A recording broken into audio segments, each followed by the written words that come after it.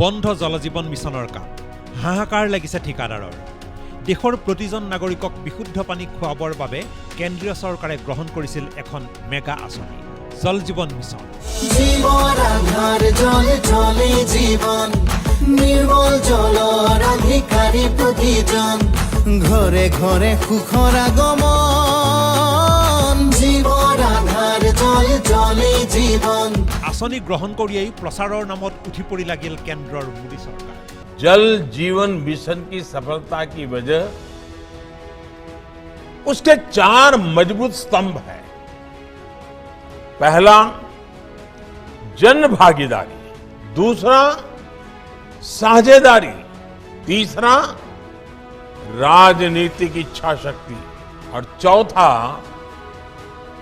संसाधनों का पूरा इस्तेमाल। প্ৰচাৰত হাত উজান দিলে অসম চৰকাৰে জীবন আধাৰ জল জলে জীবন নিৰ্মল জলৰ অধিকাৰী প্ৰতিজন ঘৰে ঘৰে সুখৰ আগমন জীবন আধাৰ জল জলে জীবন ইমানলৈকে সকলো ঠিকেই আছিল কিন্তু ৰাজ্যৰ জল জীৱন মিছন সঞ্চালকালয়ৰ এই পত্ৰই হতভম্ব কৰি তুলিছে জল জীৱন মিছনৰ ঠিকাদাৰসকলক জল জীৱন মিছনৰ কাম বন্ধৰ নিৰ্দেশ 5 অক্টোবৰৰ পৰা কাৰ্যকৰী হ'ল এই নিৰ্দেশ চাওক এই নিৰ্দেশনাটো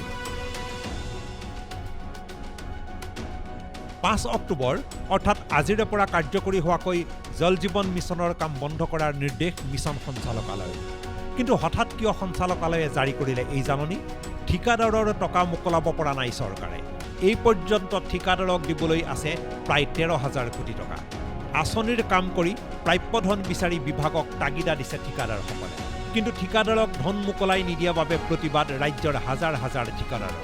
বিষয়টোৱে আনকি আদালতৰ মজিয়া গৰুকিছে গৈ তাৰ পাছতেই জনস্বাস্থ্য কাৰিকৰী বিভাগৰে বৈঠকত বহিল জল জীৱন মিছনৰ সঞ্চালক 3 অক্টোবৰত অনুষ্ঠিত বৈঠকৰ পাছতে জাৰি কৰা হ'ল এই নিৰ্দেশনা বন্ধ হওক জেজেএম আঁচনিৰ সকলো নিৰ্মীয়মান কাম এতিয়া প্ৰশ্ন হয় বাট পথ খান্দি নিৰ্মীয়মান অৱস্থাত থকা কামসমূহৰ হ'ব কি পাইপ বহুৱাৰ বাবে ৰাজপথত খান্দি থোৱা বৃহৎ বৃহৎ গাঁতসমূহ আৰু কিমান দিনলৈ থাকিব এনেদৰে নিউজ ডেস্ক দেশ টুডে